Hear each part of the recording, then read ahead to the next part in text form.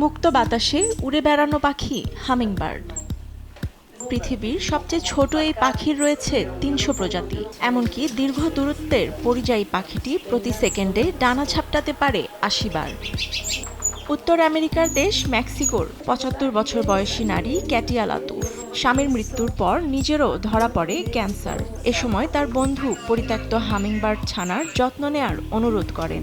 পশু পাখি লালন পালনে অভিজ্ঞতা থাকায় নতুন সঙ্গী হিসেবে গ্রহণ করেন পাখিকে। শখের বশে নাম দেন গুচি। পরবর্তীতে নিজস্ব হামিংবার্ড অভয়ারণ্য খোলার সিদ্ধান্ত নেন। অভয়ারণ্যটি প্রতি বছর ২০০ থেকে ৩০০ হামিংবার্ড ছাড়ে প্রকৃতিতে। লাতুফ মূলত অভয়ারণ্যে ছানা ও প্রাপ্তবয়স্ক উভয় হামিংবার্ডকেই গ্রহণ করেন। রাস্তায় কুড়িয়ে পাওয়া আহত পাখির নেন বিশেষ যত্ন, রোগ নির্ণয় ও চিকিৎসাও করেন। এমনকি প্রতি ১৫ মিনিটে খাবার খাওয়ান পরম যত্নে।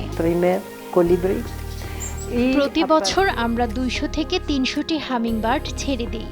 যত্নের পরও অনেকগুলো মারা যায়। আমি ২০১২ সালে শুরু করেছিলাম পাখির যত্ন। কিছু বছর ধরে বসন্তকালে একসাথে ১৩০টি হামিংবার্ড পেয়েছি। এই বছর পেয়েছি ৯০টি। সবকিছুই আবহাওয়ার উপর নির্ভর করে। লেবাননে জন্মগ্রহণ করেন লাতুফ, যেখানে নেই স্থানীয় হামিংবার্ড। ১৯৮০ সালে